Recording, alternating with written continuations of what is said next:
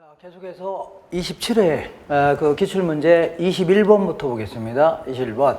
자, 부동산 투자의 오염에 관한 설명으로 옳은 걸 모두 골라라.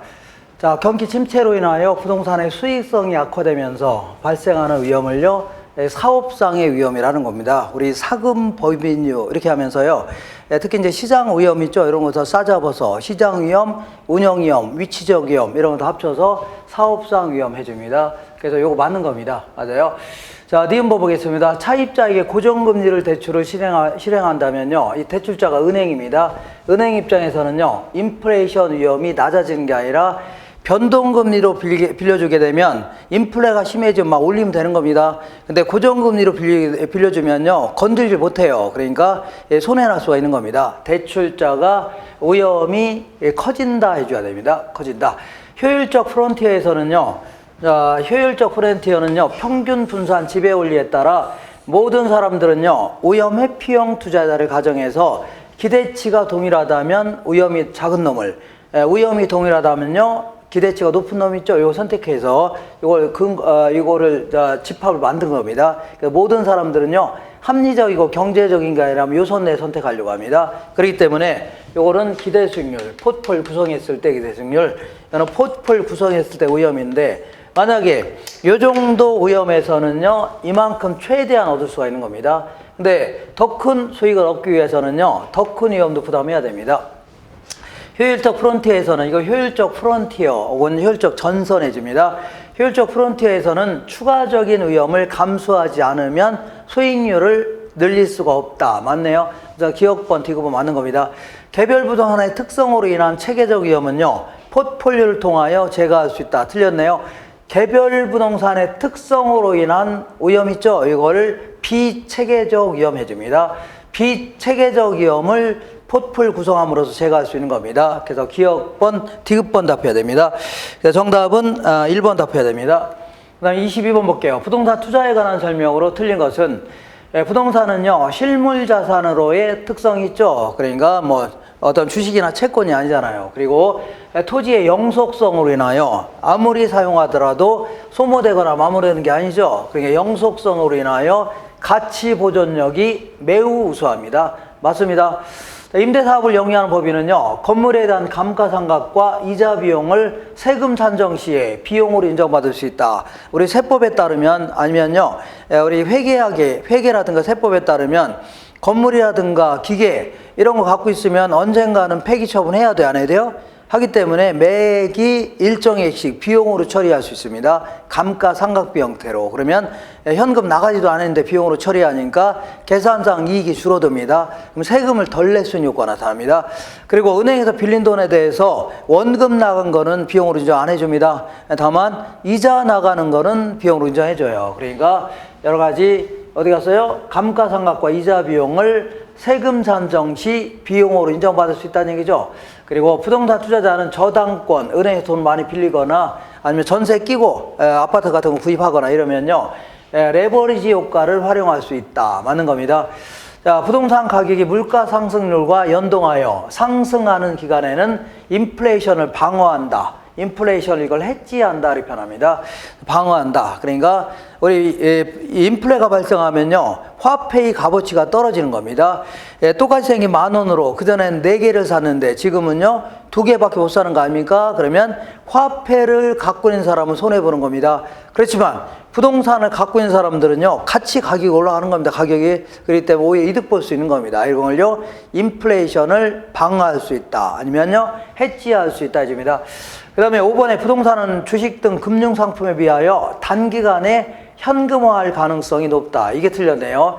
주식은 뭐 바로 팔으면 바로 돈 되잖아요. 싸게 팔든 비싸게 팔든. 근데 부동산은요, 1년이 되도록, 어떤 데는요 5년이 되도록 안 팔릴 수 있는 겁니다. 어떤 경우는 개발의 호재가 전혀 없는 지역을 잘못 구입하게 되면 영원히 안 팔릴 수 있는 겁니다. 그러면 자기 자본이 계속 잠식돼서 결국은요, 그 손해볼 수 있는 겁니다. 그러니까 주식 등 금융상품에 비하여 단기간에 현금화할 가능성이 매우 낮다. 매우 낮다. 이렇게 해줘야 돼요. 5번을 답해야 됩니다. 23번 보겠습니다. 23번이네요. 자, 다음같이 부동산에 20억 원을 투자한 A의 연간 세후 자기자본 수익률은, 요거 자기자본 수익률은 요것도 마찬가지로 모두 정답으로 처리했습니다. 어쨌거나 자기자본 수익률은요, 이거 지분 수익률이라는데 얘는요, 내돈 투자액 대비, 지분 투자액 대비요. 그냥 이렇게 하는 겁니다. 자, 지분 투자액 대비해서 이게 내돈 투자액 있죠? 그래서 장사해서 번 돈, 내돈 투자액 대비해서 이게 1년 동안에 장사해서 번 돈도 있겠지만 부동산 가치가 오를 수도 있는 거죠. 부동산 가치가 오르거나 내릴 수 있는 거 아닙니까? 내리거나. 이것도 반영해 줘야 됩니다. 반영해야 되는데 여기는 자기자본 수익 계산하라고 하면서 감가상각이라는 얘기를 했다는 얘기는요, 가치가 감소됐다는 얘기입니다. 그러면 가치가 감소된 거를 정확히 구체적인 어떤 자료가 주어져야 됩니다. 근데 자료가 안 주어졌다고 해서 이거를요, 복수 정답이 아니라 모두 정답으로 인정했습니다. 모두 정답. 이렇게. 자, 이렇게 해서 이 정도 이렇게 하시면 돼요. 그 다음 문제 보겠습니다. 그 다음 문제 24번 볼게요. 24번은요, 우리 부동산 금융에 관한 설명으로 틀린 것은, 우리 MBS의 종류는요, 크게 세 가지가 있습니다. MPTS, 그 다음에요, MPB, 그 다음에요, MPTB다. 이렇게 해서 약어로 기억하셔야 됩니다. MPTB다. 이렇게. 자, 이렇게 세 가지가 있는데, 그리고 요와 비슷한 게 CMO입니다. 똑같은 건데, CMO는요, 만기가 달리하는 여러 가지 형태로 발행했을 뿐입니다. 이렇게 똑같은 거예요. 자, 얘네들은요, 얘네들은 여기는 그냥 이렇게 약어로 기억하셔야 돼요. 여기 T라고 돼 있어, 안 돼 있어요? T죠. 이게 투자자가 모든 위험, 다시 말하면 조기상환 위험이라든가 채무 불이행 위험을 다 부담하는 겁니다. 얘는 바라고 돼 있죠. B. 자, 이게 발행자가 모든 위험을 다 부담합니다. 그리고 이건 TB라고 되어 있죠. 그러니까 투자자하고 발행자가 나눠서 부담하는 겁니다. 나눠서 부담한다. 이렇게 하시고, 이거 똑같은 겁니다. 똑같고, 여기서는요, 얘만 초과 담보가 필요 없습니다. 다른 건 다 초과 담보가 있어야 돼요. 이거 기억하시고, 그 다음에 부동산 학자들은요, 요거를 지분형 MBS다 해줍니다. 얘는요, 채권형 MBS. 그리고 얘는요, 반반씩 섞어놨다고 해서 이걸요, 혼합형 MBS. 이렇게 얘기합니다. 자, 읽어볼게요. 24번 볼게요. CMO는요, CMO는 MPTB하고 똑같은데, 만기가 달리하는 다양한 채권의 형태로 발행하는 겁니다. 다양한 채권, 만기가 달리하는 하나하나의 상품을요, 트렌치라는 표현을 씁니다. 그래서 CMO는요, 트렌치별로 적용되는 이자율과 만기가 다른 게 일반적이다. 맞습니다. MBB는요, 채권형 증권으로, 채권형 증권 아닙니까? 그래서 초과담보를 제공하는 것이 일반적이다. 초과담보가 제공되지 않는 건 요거밖에 없습니다. 그 다음에 MPTS는요, 요걸 얘기하는데, 모든 위험 누가 부담한다고요? 투자자가. TT 있죠, T. 투자자가 부담합니다. 조기상환 위험을 누가 부담한다고요? 투자자가 부담합니다. 고정금리 대출을 실행한 대출기관은요, 금리 상승 시에 차입자의 조기 상환으로 인한 위험이 커진다. 이게 틀렸네요. 금리가 하락했을 때 차입자는요, 다른 은행에서 빌려서 갚으려고 할 거 아닙니까? 그래서 그때 위험이 커지는 겁니다. 그러니까 금리 하락 시에 차입자들의 조기 상환에 따른 위험이 커진다 해줘야 됩니다. 그리고 2차 저당 시장은 1차 저당 시장에 결국 MBS 팔아서 그 돈을요, 1차 저당 시장에 투입하는 꼴이 되는 겁니다. 1차 저당 시장에 자금을 공급하는 역할을 한다. 맞는 겁니다. 맞아요. 자, 그 다음에 또 뭐가 있냐면 25번 보겠습니다. 25번. 자, 부동산 가격이 5억이고, 그 다음에 순영업소득이 1억 원 이상가를 보유하고 있는데, A가 추가로 받을 수 있는 최대 대출 가능 금액은, 요거는 저랑 한두 번 했을 겁니다. 그래서 그리고 안 했으면 할 겁니다. 어쨌거나 자, 요거 상가 같은 경우는요, 요거는 LTV라는 게 주어질 수도 있고, 그 다음에 이 상가 같은 경우는 원래 이렇게 빌려주는 경우는 없지만 거의 없습니다. 자, 이 부채 감당률 가지고 빌려주기도 합니다. 부채 감당률. 그래서 둘 중에 작은 금액을 빌려주겠다. 어쨌거나 LTV 나오면 무조건 가격 곱하면 돼요. 그럼 뭐가 나와야 안 나와요? 나오죠. 그리고 부채 감당률이 주어진다. 그러면 이게 순부저 이렇게 해서 암기하셔야 돼요. 순부저. 나중에는 그냥 암기하고 들어가셔야지. 이거 따지고 문제 푸는 거 아닙니다. 나중에는 이렇게 얼른 풀어야 돼요. 순부저. 요거는 순영업소득, 얘는요 부채 감당률, 얘는요 저당상수. 이게 둘 중에 작은 금액을 빌려주겠다. 읽어볼게요. 시장 가격이 5억이고 시장 가격이 5억이랍니다. 그 다음에 순영업소득이 1억이랍니다. 1억. 상가를 보유하고 있는 A가 추가로 대출받을 수 있는 최대 대출 가능 금액은, 그러니까 이미 빌린 돈이 있다 그런 얘기입니다. 자, 그러면 연간 저당상수는 0.2랍니다. 0.2. 그 다음에 담보 LTV는 60% 이하라는 얘기는 최대 60%라는 얘기입니다. 그리고 부채 감당률은요 2 이상이다. 그냥 집어넣으면 돼요. 그냥 이렇게. 그리고 기존의 대출금이 1억 있답니다. 1억 있대요. 그럼 이렇게 그냥 계산하면 돼요. 예. 자, 그래서 시험장에 가면 아무런 생각 없이 얼른 집어넣으면 돼요. 얘는요 5, 6, 30에서 얼마요? 3억이 되는 거고, 그 다음에 요거는요 1억에다가 얘랑이랑 곱하면 0.4입니다. 1억 나누기 0.4 하면요 2억 5천만 원 됩니다. 그래서 둘 중에 작은 금액이 얼마예요? 2억 5천만 원. 2억 5천만 원을 빌려주겠다 그런 얘기인데, 이미 1억 빌려갔어 안 빌려갔어요? 빌려갔으니까 1억 5천만 원 빌려주겠다. 1억 5천만 원을 최대 빌려주겠다. 정답은요 1억 5천만 원. 2번 답하면 됩니다.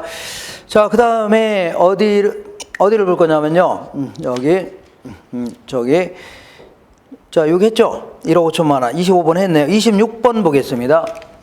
26번. 자, 대출 상환 방식에 대한 설명으로 옳은 것은 26번입니다. 자, 1번 볼게요. 원리금 균등 상환 방식은요.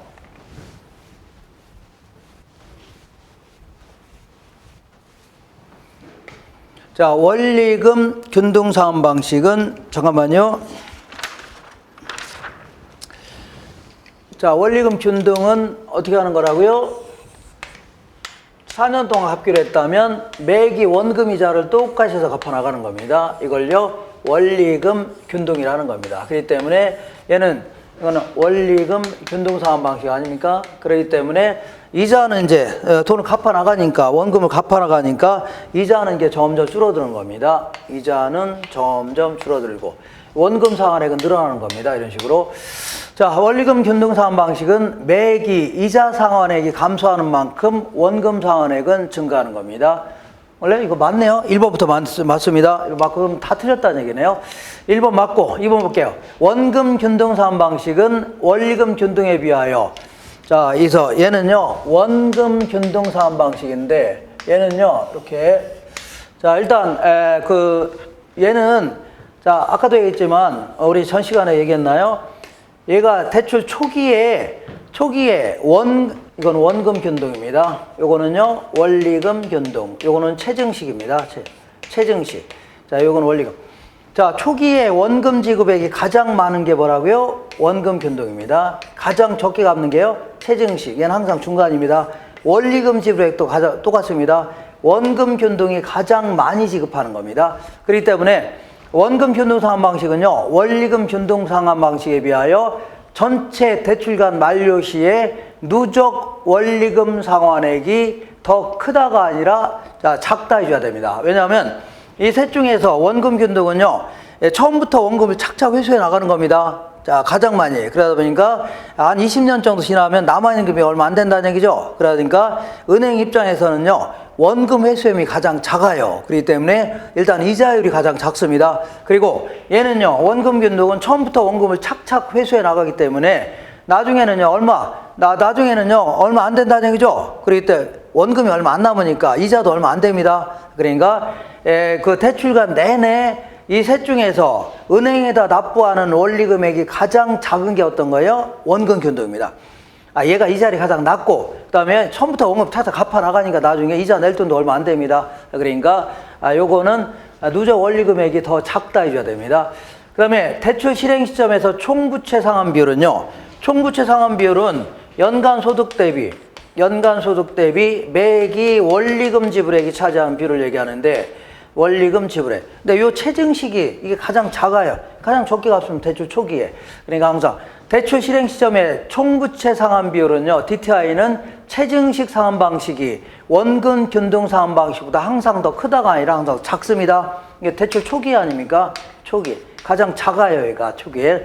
그 다음에 대출금은 조기 상환할 경우에 원리금 변동 방식에 비하여 원금 변동 방식이 상환액이 더 크다가 아니라 더 작다 해줘야 됩니다. 왜냐하면 초기 상환할 때 원금 변동은 초기에 가장 많이 갚았죠. 얘는 덜 갚았잖아요. 그러니까 얘가 초기 상환할 때 초기에 많이 갚았기 때문에 남아있는 대출 잔액은 작을 수밖에 없는 겁니다. 그래서 원금 변동 상환 방식의 상환액이 더 작다 해줘야 됩니다. 그 다음에 체증식 상환 방식은요, 대출 잔액이 지속적으로 감소한다. 왜 지속적으로 감소합니까? 처음에는 조금 갚고 점점 많이 갚아나가는 거 아닙니까? 그러다 보니까 은행 입장에서는요, 처음에는 거의 이자만 받는 형태입니다. 위험이 상당히 커요. 그래서 이자율이 굉장히 높습니다. 그러니까 지속적으로 감소하므로 처음에는 조금 갚고 점점 많이 갚죠. 그러니까 대출 잔액은 지속적으로 감소하는 겁니다. 그래서 다른 상환 방식에 비하여 이자 부담이 매우 크다. 이자 부담이요 매우 크다. 자, 요 문제는 그래도 약간 좀 어렵게 물어봤네요. 어렵게. 자, 그래도 1번을 딱 맞출 수 있는 거 아닙니까? 1년 내내 공부했는데 요거 못 맞추면 안 됩니다. 요거. 자, 그 다음에 27번 보겠습니다. 부동산 투자 회사 법령상 부동산 투자 회사에 관한 설명으로 틀린 것은 항상 틀렸는지 맞았는지 분명히 해줘야 돼요. 자, 다시 한번 보겠습니다. 이렇게 볼게요. 자, 요거는요, 기업 구조조정 리츠라고 해서 이게 이제 주된 목적으로 나온 제도입니다. 그리고 일반 부동산에 투자할 수 있는 경우도 있는데 이걸 자기관리 리츠다. 요거를요, 위탁관리 리츠다 해줍니다. 자, 그래서 요거는 실체가 있는 회사고 얘는요, 서류 사고만 존재하는 회사입니다. 투자 운영은 다 자산 관리 회사한테 맡기는 형태입니다. 그리고 요거는요, 5억 이상은 있어야 설립이 됩니다. 얘네는요 3억 이상은 있어야 설립이 돼요. 이것도요 3억 이상. 이거는 설립을 용이하게끔 하려고 하는 거고, 영업인가 6개월이 지난 경우는 70억 이상 만들어 놔야 됩니다. 요거는요 50억 이상은 만들어 놔야 됩니다. 이것도요 50억 이상. 57은 35.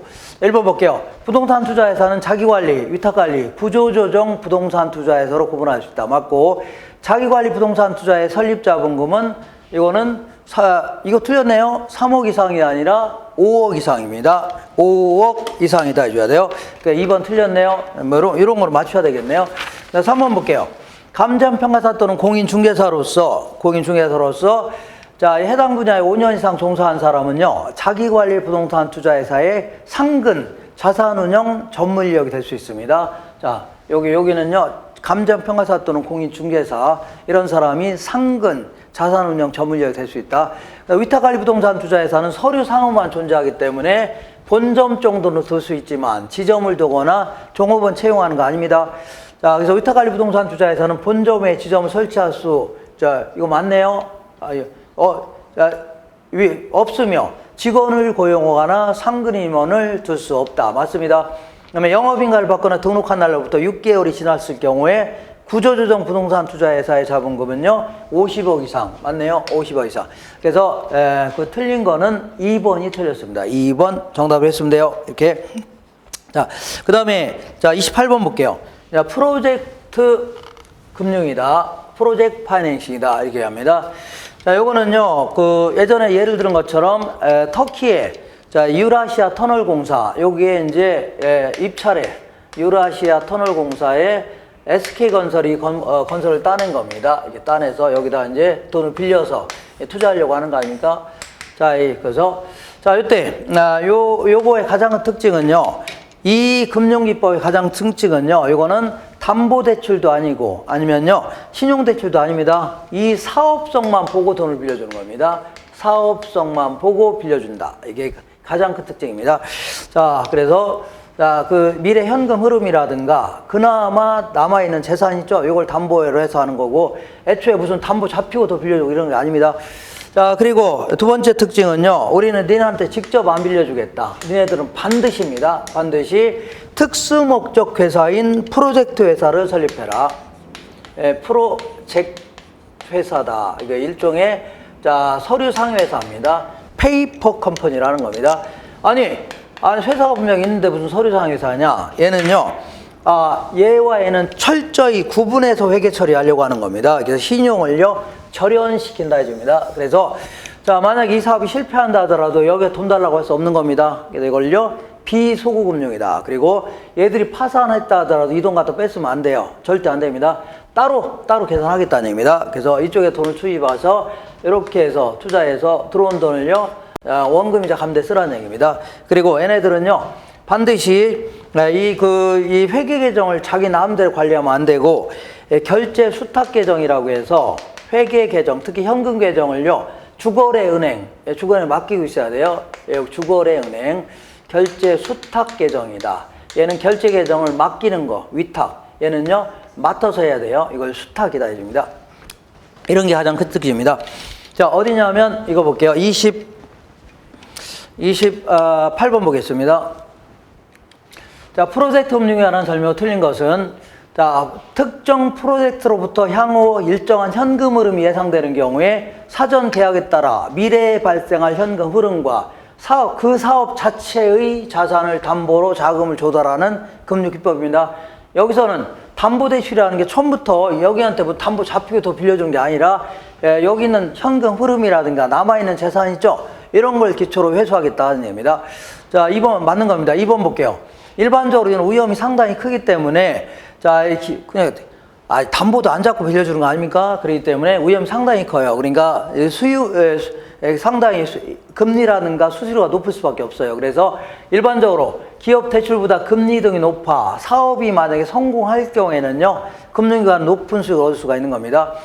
프로젝트 금융의 자금은 건설회사 또는 시공회사가 자체 계좌를 통해서 관리하는 게 아니라, 직접 관리하는 게 아니라 결제 수탁 계정이다. 이렇게 해서 주거래은행에다 맡기는 형태로 해서 양 당사자가 합의가 없는 상태에서는 돈을 뺐으면 안 됩니다. 이거 틀렸네요. 그냥 자체로 관리하는 게 아닙니다. 자, 결제 수탁 계정을 통해서 동시에 같이 관리하는 겁니다. 그 다음에 프로젝트 금융이 부실화될 경우에 해당 금융의 부실로 이어질 수 있다. 그러니까 이 사업이 실패하게 되면 얘들은 여기다 돈 달라고 할 수 있어 없어요? 없으니까 결국은요, 이 은행은 그대로 부실로 이어질 수가 있다는 얘기입니다. 그리고 아까 얘기한 대로 이 사업이 실패한다 하더라도 여기 가서 돈 달라고 할 수 없는 겁니다. 이걸 비소구금융이다. 근데 우리나라에서는 일부는 청구할 수 있도록 하고 있습니다. 이걸요, 제한적 소구금융 해줍니다. 제한적. 28번 했고, 29번 보겠습니다. 29번. 자, 2년 전 초에, 2년 전 연초에 받은 주택 담보대출의 대환이라는 게요, 은행도 갈아타려고 한다 그런 얘기입니다. 대환을 고려하고 있는 A가 대출 후에 2000년도 말에 대환을 통하여 얻을 수 있는 이익의 현재 가치는, 뭐 이런 거 나오면요, 그냥 딱 보는 순간 제끼야 됩니다. 제끼야 돼요, 이거. 자, 그냥 틀리라고 내 문제입니다. 틀리라고. 이거 뭐 따지고 있으면 못 풀어요. 못 풀고, 괜히 풀다가는 시간 다 낭비합니다. 그냥, 이런 게 있구나 하면서 얼른 제껴야 돼요. 그냥 어쨌거나 2년 지나서 은행 좀 갈아타려고 합니다. 은행 좀 갈아타려고 해요. 자, 볼게요. 자, 기존 대출 조건은요, 기존 대출 조건은 1억을 빌렸는데 2년이 지났으니까, 자, 이자율은 4%고 만기가 10년인데요. 원금 만기 일시 상환 조건이랍니다. 그래서 조정 상환 수수료, 조기 상환 수수료는요, 대출 잔액 1%. 그러니까 2년 지났으니까 만기에 일시에 상환하기로 했으니까 그동안 갚은 돈 하나도 없네요. 원금은 1억 그대로 있다는 얘기입니다. 1억 그대로 있어요. 자, 그리고 신규 대출 조건은요, 여기서 이제 1억을 또 빌리겠다는 얘기입니다. 1억을 다른 애 빌려서 갚겠다는 얘기죠. 근데, 자, 기존 대출 조건은요, 기존 대출 조건은, 이거는 신규 대출 조건입니다. 빌려서 갚겠다는 거 아닙니까? 빌려서 갚겠다. 그러면 남아있는 게 8년이죠? 8년. 이게 8년 남아있잖아요. 8년 남아있네요. 자, 8년 남아있는데, 기존의 대출 금리는 4%랍니다. 1억에 4% 하면요, 400만원씩 옵니다. 400만원. 400만원. 이렇게 이제 갚겠죠? 근데 신규 대출 조건은요, 기존 대출금의 잔액 전체인데, 자, 이자율은 3%랍니다. 얘는 3%밖에 안 됩니다. 이렇게. 그러니까 300만 원이에요. 300만 원. 그러니까 얘는 4%고 얘는 3% 아닙니까? 일단 요거는 유리하네요. 일단 유리한데, 매년 8년 동안은 얼마씩 유리합니까? 100만 원씩 유리합니다. 100만 원. 100만 원씩 유리하죠? 이렇게. 자, 여기 유리한데 요거를요, 이거 지금 시점에, 자, 요거, 지금 시점에 현재 가치를 계산해야 됩니다. 얼마나 유리하냐. 야, 들어올 돈. 그래서 이때는 100만 원 곱하기 연금의 현가액 곱하면 돼요. 100만 원 곱하기 연금의 현가액. 연금의 현가액 주어져 있네요. 어디 갔어요? 8년간 연금의 현가계수는 7이죠, 7. 7을 곱하면 됩니다. 그러면요, 700만 원이 되는 겁니다. 700만 원의 이득이 생긴다는 겁니다. 현재 시점에. 갈아타면 현재 시점에 700만 원 이득이라는 얘기죠. 이득인데, 근데 문제는요, 조기에 상환을 하게 되면 대출 잔액이 1% 내랍니다. 그래서 1% 내니까 100만 원 내랍니다. 그리고 그 다음에 여기요, 취급 수수료로 얘네들은 1%를 부과한답니다. 취급 수수료. 그래서 또 100만 원 부과하겠답니다. 그럼 결국은요, 500만 원이 현재 시점에 이득이 되는 겁니다. 지금 시점에서의 이득이 되는 겁니다. 자, 이런 거 못 풉니다. 아마 풀 수 있어도 이런 거 건들면 안 됩니다. 자, 그 다음에 그래서 정답 500만 원입니다. 500만 원. 이렇게 갈아탔을 때 어떻게 이득이 생기냐 그런 얘기입니다. 자, 그 다음 문제 보겠습니다. 그 다음 문제. 다음 설명에 모두 해당되는 부동산 관리 방식은 30번 맞나요? 일단 소유자의 의사 능력 및 지휘 통제 이력이 발휘된다. 이건 어쩐지 자가관리 있죠? 이게 자가관리를 직접 관리하는 겁니다. 직접 자기가 관리하고 종업원 한두 명 채용해서 하는 거기 때문에 아주 지휘 통제력이 발휘된다. 일단 자가관리 쪽으로 가야 됩니다. 그리고 업무의 기밀 유지가 유리하죠? 그러니까 위탁관리가 아니기 때문에 기밀 유지가 유리하다. 업무행위 안일화를 초래하고 싶다. 그러니까 이거 자기가 직접 관리하니까 아무래도 맨날 굳어진 습성 있죠? 요거대로 행동하는 게 일반적입니다. 자, 그래서 설마 사고야 나겠어. 위탁 관리하게 되면 얘들은요, 사고 나면 자기 물어줘야 될 거 아닙니까? 잘리거나. 그러니까 안일화 이런 건 없는데 이건 안일화를 초래하고 싶습니다.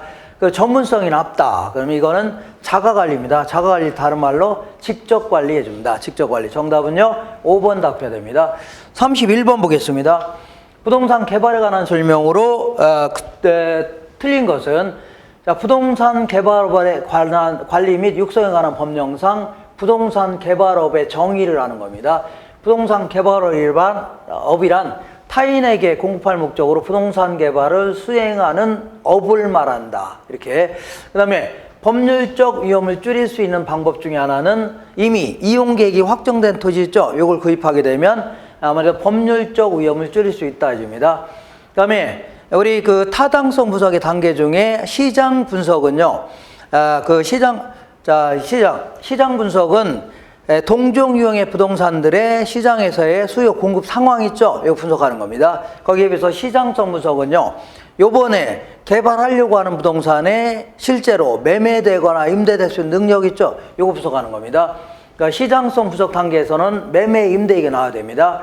향후 개발될 부동산이 현재나 미래 시장 상황에서 매매되거나 임대될 수 있는지에 대한 경쟁력을 분석한다. 맞는 겁니다. 그 다음에 토지 신탁 혹은요, 토지 개발 신탁은요, 신탁회사한테 소유권을 넘기는 겁니다. 형식적으로. 그래서 결국은요, 신탁회사가 사업 주체가 돼서 사업도 기획하고 자금도 다 조달합니다. 건물도 짓고 분양도 하고, 그래서 거기서 생긴 수수료 빼고 다 넘겨주겠다는 얘기입니다. 이걸요, 토지 신탁 방식이라는 겁니다. 토지 신탁 방식은 신탁회사가 토지 소유권을 이전받아 토지를 개발한 후에 분양하거나 임대하여 그 수익을요, 신탁자에게 돌려주겠다. 맞는 겁니다. 이렇게. 그 다음에 이거 위탁자, 신탁자 똑같은 겁니다.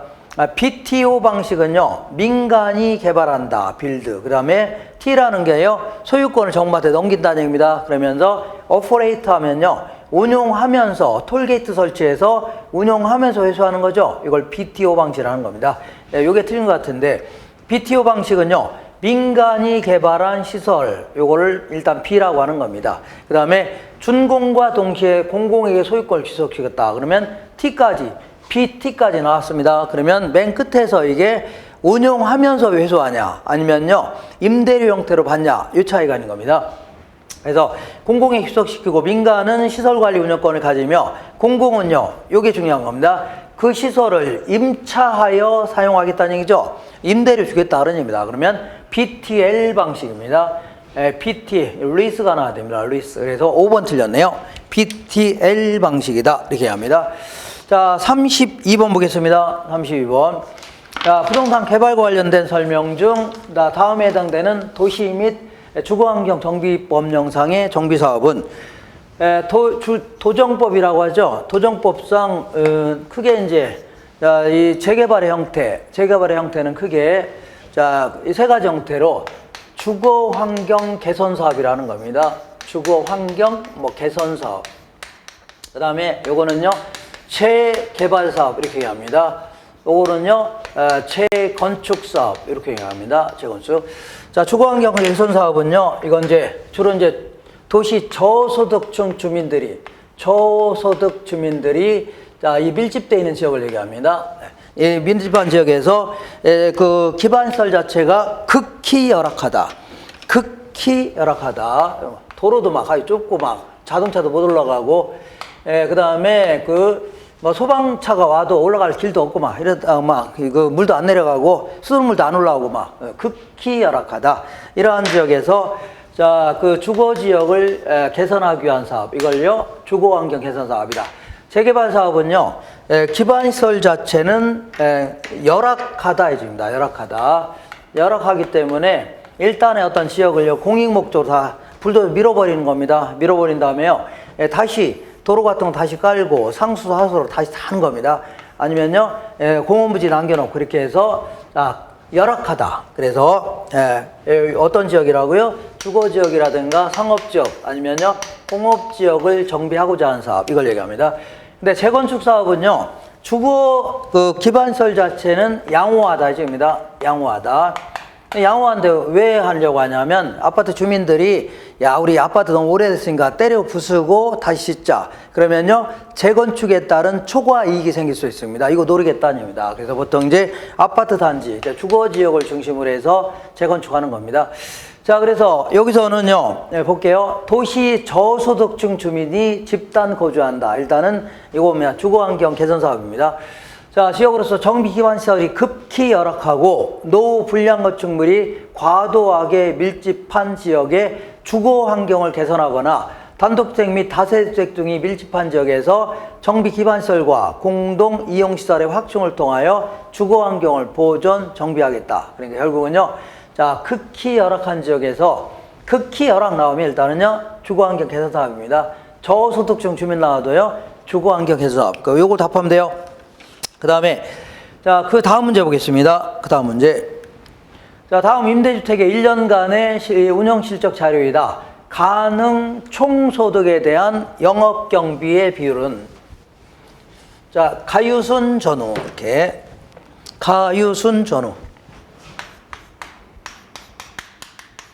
전후다 딱 적은 다음에 가능 조소득에서요 공실 및 불량부채는 빼주고 그 다음에요 기타 소득은 더해줘야 되죠. 이렇게 한 걸요 유효조소득 이렇게 합니다. 여기서요 유효조소득에서 각종 영업경비를 빼낸 거, 이거를요 순영업소득 이렇게 얘기합니다. 순영업소득. 여기서요 은행에 납부할 원금이자 있죠. 부채 서비스액이라는 겁니다. 요 뺀 금액을요 세전 현금수지. 여기서요 영업소득세를 빼내야 됩니다. 양도세가 아닙니다. 영업소득세 뺀 거를요 세후 현금수지 해줍니다. 자, 그러면 여기서 물어보는 게요 뭘 물어보냐면 가능 조소득에 대한, 항상 뭐뭐에 대한 나오면요 밑으로 분모로 들어가는 겁니다. 분모. 가능 조소득 아니면 가능 총소득 똑같은 얘기입니다. 뭐뭐에 대한, 뭐뭐 대비, 뭐뭐 분해 이런 거 나오면 다 뭐라고, 뭐뭐 당 이거 나오면 다 밑으로 내려가는 겁니다. 분모로 들어가는 겁니다. 이거 대비 영업 경비가 차지하는 비율, 영업 경비가 차지하는 비율. 그러니까 이것분의 이게 이것분의 이게 얼마냐 그런 얘기입니다. 자, 볼게요. 호당 임대료가 연간 500만 원이고 임대 단위 호수는 60호다. 그러면 500만 원 곱하기 60호 하면 3억이 될 겁니다. 3억. 그래서 가능 조소득이 3억입니다. 3억. 그 다음에 거기 공실률이 10%입니다. 여기 공실 10%니까 이게 3천만 원이라는 얘기네요. 자, 그리고 순영업소득은요. 요거 주어졌네요. 2억 1천만 원 주어져 있네요. 2억 1천만 원. 그러면 어쨌든 다른 건 없죠. 그러면 여기서 요거 빼니까 2억 7천만 원 되겠네요. 2억 7천만 원. 그리고 여기서 요거 뺀 게 2억 1천만 원이라는 얘기죠. 여기서 2억 7천에서 2억 1천만 원 뺀 게, 여기서 뭔가 뺐던 이거 아닙니까? 그러니까 얘는 6천만 원이라는 얘기네요. 얘는 얼마요? 6천만 원. 다 됐네요. 자, 그러면 가능 조소득은 3억이죠? 3억. 그 다음에 영업 경비는요? 6천만 원. 맞죠? 6천만 원. 그럼 계산하면 아마 20%가 될 겁니다. 20%. 정답은요? 20% 답하면 됩니다. 20%. 자, 그 다음에 그 다음 문제 보겠습니다. 그 다음 문제. 자, 부동산 마케팅의 사피. 자, 사피라는 건 가격, 제품, 유통 경로, 판매 촉진 전략과 다음 부동산 마케팅 활동의 연결이 옳은 것은 아파트 단지 내 자연 친화적인 실개천을 설치하겠다. 이거는 제품에 있어 차이를 주겠다는 얘기입니다. 제품 전략. 부동산 중개업소를 적극 활용하겠다. 어떤 유통 경로를 통해서 팔을 거냐는 얘기죠. 이거는요, 유통 경로 전략입니다. 그 다음에 시장 분석을 통하여 적정 분양가를 책정하겠다. 가격을 어떤 식으로 책정할 것인가. 이거는요, 가격 전략입니다. 가격. 그 다음에 주택 청약자 대상으로 경품 추첨으로 가전제품을 제공하겠다. 이거는요, 어떤 형태로 알릴 것인가. 이걸 얘기하는 겁니다. 이거는 판매 촉진 전략입니다. 이렇게 되어 있는 거 찾으시면 돼요. 찾으면 4번이 될 겁니다. 4번. 정답을 했으면 돼요. 35번 보겠습니다. 35번. 감정평가에 관한 규칙상 그 규정된 내용이 아닌 것은 이렇게 되어 있네요. 뭐 감정평가업자는 감정평가 의뢰인이 요청하는 경우에는요, 대상 물건의 감정평가액을요, 시장가치 외의 가치를 기준으로 결정할 수 있다. 원칙적으로는요, 시장가치로 평가하는 게 원칙입니다. 자, 그래서 시장가치를 평가하는 게 원칙인데, 만약에 자, 그 의뢰인이 특별히 요청하는 경우도 있습니다. 예를 들어서 은행이 이 부동산이 약간 불안하니까, 담보 가치가 불안하니까 담보로서의 안정성을 특히 고려해서 평가해달라. 그러면 시장가치는 극히 정상적인 값을 얘기합니다. 이거 외의 좀 낮은 가격으로 평가할 수 있는 겁니다. 일부 맞는 겁니다. 그리고 시장가치라는 것은요, 극히 정상적인 값을 얘기하는데 옛날에는 정상가격 했습니다. 그래서 굳이 우리 감정평가 규칙에 따르면 시장가치라는 것은요, 이렇게 출거 당시통이다. 자, 이렇게 해서 출거 당시통, 이렇게 5가지 정도의 조건을 갖춘 상태에서 거래가 이루어졌을 때 통상 성립할 수 있다고 인정되는 값, 그러니까 극히 정상적인 값을 얘기합니다. 이걸로 평가하는 게 원칙이에요. 그래서 일단 출품 기간이 합리적이어야 됩니다. 무슨 얘기냐면 이 부동산을 내놨을 때 한두 달 내 정도는 충분히 팔릴 수 있다는 가정이 있어야 되지, 1년이 되도록 5년이 되도록 안 팔린다 그러면 시장가치 평가하면 안 됩니다. 두 번째는요, 거래의 자연성이라고 해서 뭐 금매라든가 정부의 강압적인 수용이라든가 아니면요 사기당했다든가 이런 거 없다고 가정해야 됩니다. 극히 자연스럽게 거래했을 때 그때 성립하는 가격입니다. 그리고 당사자의 정통성이다. 자, 이 매도자가 됐든 매수자가 됐든 그 부동산에 대한 내용을 정확히 알고 있다는 가정이 있어야 됩니다. 매도자는 자기 아파트가 층간소음이 심하다. 이거 알아요, 몰라요? 아는데 매수자는 모르고 거래할 수 있잖아요. 그럼 크게 손해보고 거래할 수 있는데 그게 아니라는 얘기입니다. 매도자가 됐든 매수자가 됐든 부동산에 대한 내용을 정확히 알고 있다는 가정이 있어야 됩니다. 그 다음에 시장성이 있어야 됩니다. 시장에서 빈번한 거래가 좀 있어야 돼요. 그러니까 관공서라든가 교회 이런 것들은 시장성이 없잖아요. 그러니까 시장가치로 평가하면 안 됩니다. 그 다음에 마지막으로 통상적인 자유경쟁시장, 자본주의 국가의 자유경쟁시장을 가정해야 되지 사회주의 국가의 어떤 폐쇄적 시장을 가정하면 안 됩니다. 이러한 쪽을 갖춘 상태에서 성립될 가능성이 가장 높은 가격이죠. 이걸 얘기합니다. 이게 틀린 겁니다. 시장가치란 한정된 시장에서 성립될 가능성이 있는 대상물건의 가치가 아닙니다. 이러한 조건을 갖춘 상태에서 거래가 됐을 때 성립할 수 있다고 인정되는 값이지 무슨 최고 가격 이런 것도 아닙니다. 2번 틀린 겁니다. 감정평가는요, 기준 시점에서 대상 물건의 이용 상황 및 공법상 제한을 받는 상태를 기준으로 한다. 이걸 현황평가라는 겁니다. 현황평가가 원칙입니다. 이걸로 기준으로 하라는 얘기입니다. 다만 예외적으로 얼마든지 소급평가라든가 조건평가 이런 것도 가능합니다. 이렇게 이거는 기준을 얘기하는 겁니다. 원칙이 이거라는 얘기입니다. 그 다음에 둘 이상의 대상 물건이 일체로 거래되거나 대상 물건 상호 간에 용도상 불가분의 관계가 있는 경우는요, 일괄하여 평가할 수 있다. 원칙적으로 감정평가 규칙에 따르면요, 물건마다 따로따로 평가하는 게 원칙입니다. 개별 평가가 원칙인데 우리 복합부동산 같은 경우는요. 토지 건물이 일반적으로 한꺼번에 거래하는 게 일반적이죠. 그러니까 보통 이제 2개 이상의 대상 물건이 일체로 거래되거나 용도상 가치 형성에 있어서 뗄래야 뗄 수가 없다는 얘기죠. 이럴 경우는요. 통째로 평가할 수도 있다는 얘기입니다. 이걸 일괄 평가한다는 얘기입니다.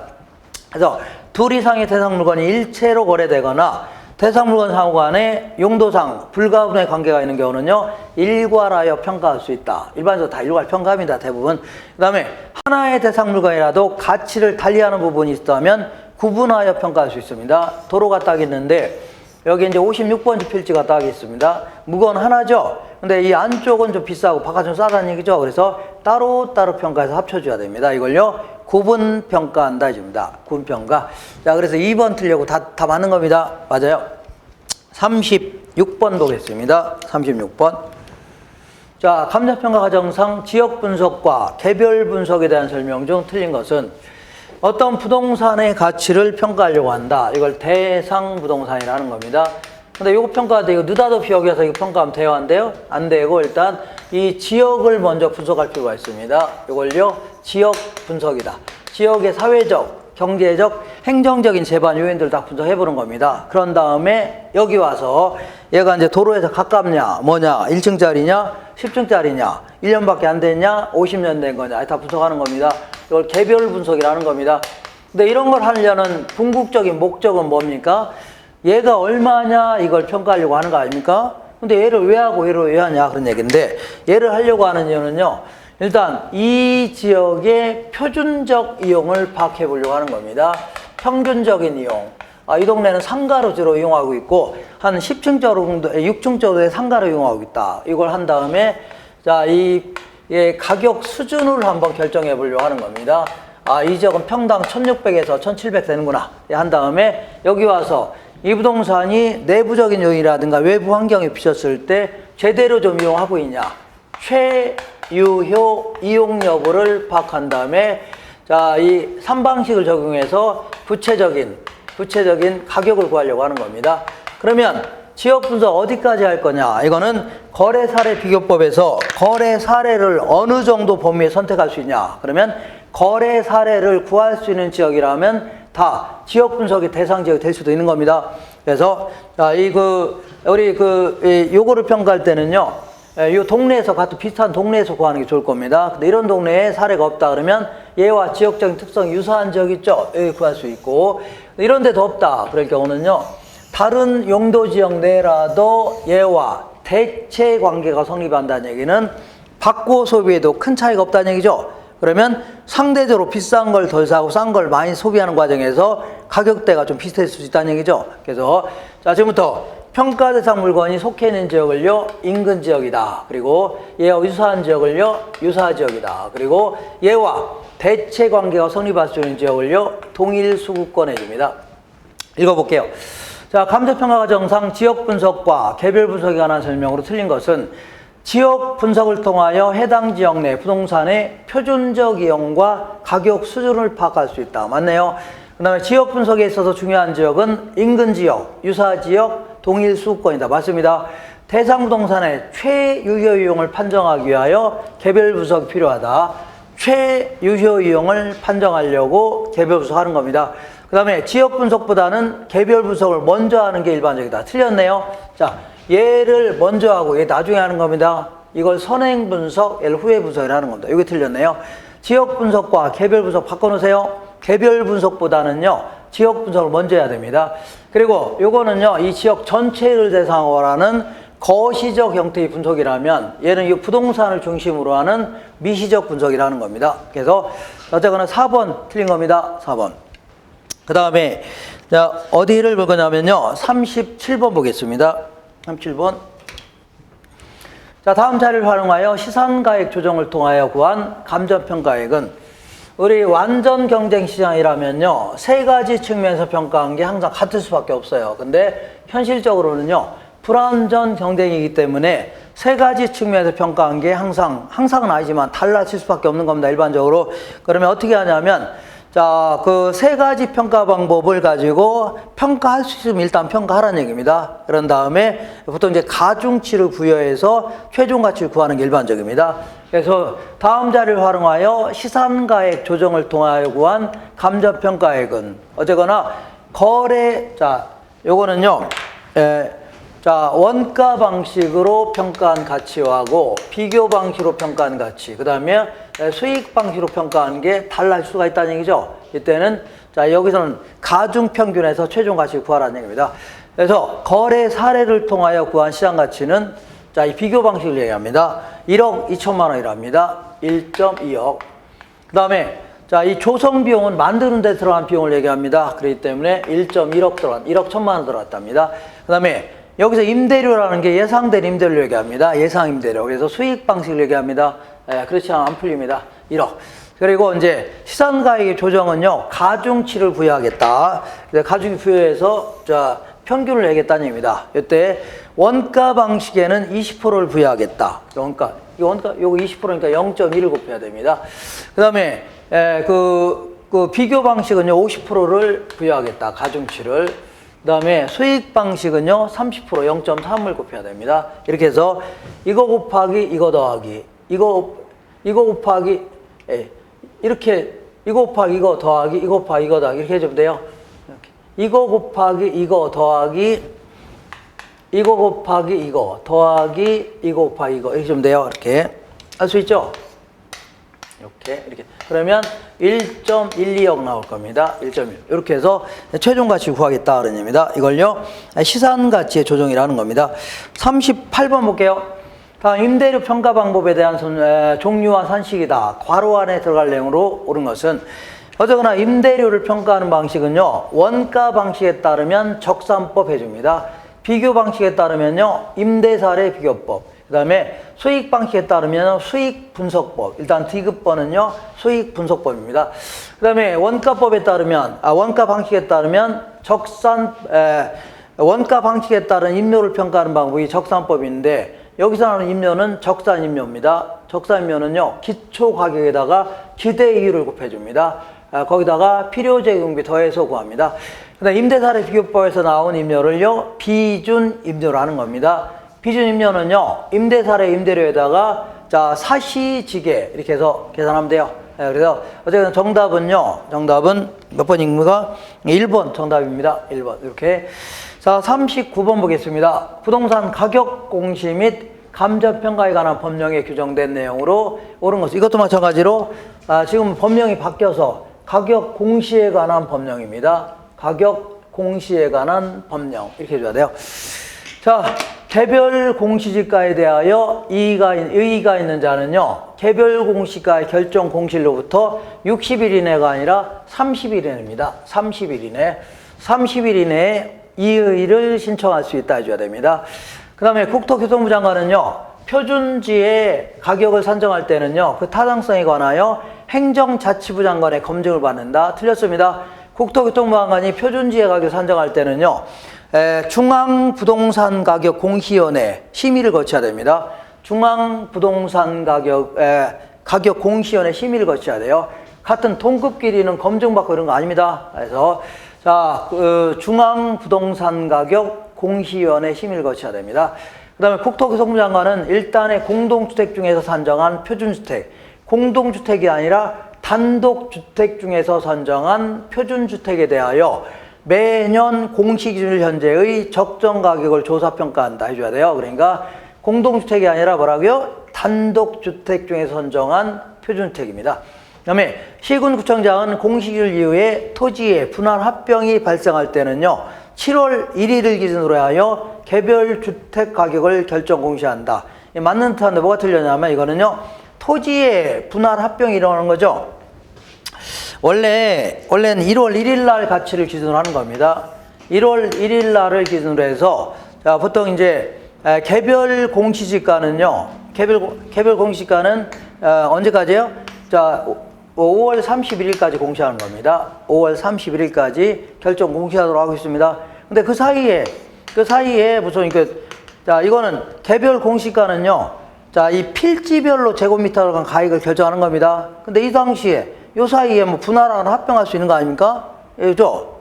그러면 이때는 1월 1일 날이 아니라 1월 1일 날이 있는 토지가 막 분할하고 합병된 거 아닙니까? 다시 평가해야 되는 거야. 다시 평가해서 7월 1일 기준으로 평가해야 되는데 문제는요. 개별 토지를 분할했을 때는 개별 공시지가를 결정 공시하는 거지 개별 주택 가격을 공시하는 게 아닙니다. 토지를 분할했을 거 아닙니까? 그죠? 이렇게. 자, 그래서 이거는 개별 공시지가 해줘야 돼요. 개별 공시지가 이거를 결정 공시하는 겁니다. 7월 1일은 맞습니다. 1월 1일부터 6월 30일까지의 분할이나 합병 같은 게 있으면 7월 1일 기준으로 합니다. 그리고 7월 1일부터 12월 30일까지는 다음 년도 1월 1일 이걸 기준으로 합니다. 자, 그 다음에 동법령에 따라 공시한 공동주택 가격은 주택시장 공동주택 가격을 산정하는 가장 큰 이유는요. 그 조세를 부과하려고 하는 게 주된 목적입니다. 조세. 그래서 그거 다 나와야 돼요. 주택 가격의 가격 정보를 제공하고 국가, 지자체 등의 기관이 과세 등 이게 중요합니다. 과세 등의 업무와 관련하여 주택 가격을 산정할 경우에 기준으로 삼겠다는 얘기죠. 그래서 요거는 5번이 맞는 겁니다. 5번이 맞아요. 그래서 하는 거 틀린 겁니다. 정답은 5번으로 했어야 됩니다. 하나 더 남았네요. 자, 그 다음 이거 39번이고 40번 보겠습니다. 감정평가에 관한 규칙 제8조에 규정된 감정평가 절차에 해당되지 않은 것은 이거는 뭐 문제라기 좀 그런데 어쨌거나 감정평가의 절차는요. 감정평가 의뢰가 들어왔다. 그럼 그다음부터 절차를 정한 겁니다. 절차. 그래서 요건 빼야 됩니다. 이건 뭐 문제라기 좀 그런데 어쨌거나 여기서부터가 절차가 규정되어 있는 겁니다. 감정평가 규칙에 따라. 그러니까 요거 빼야 됩니다. 1번. 감정평가를 의뢰인들로부터 의뢰를 받았다는 얘기죠. 그때부터 어떤 절차를 진행하냐 그런 얘기입니다. 그래서 1번을 답해야 됩니다. 이거. 자, 그래서 정답 1번이고 이렇게 해서 그 26회, 27회 풀어봤습니다. 다음번에 나머지 28회부터 계속 풀을 거니까 그때 그 기출문제를 잘 풀면서 제가 아까 얘기한 대로 이런 건 제끼어야 된다는 건 좀 제끼셔야 됩니다. 그래서 연습을 좀 많이 하셔야 됩니다. 자, 그럼 오늘 이 정도만 하시고 자 다음 시간에 뵙도록 하겠습니다. 고생하셨습니다.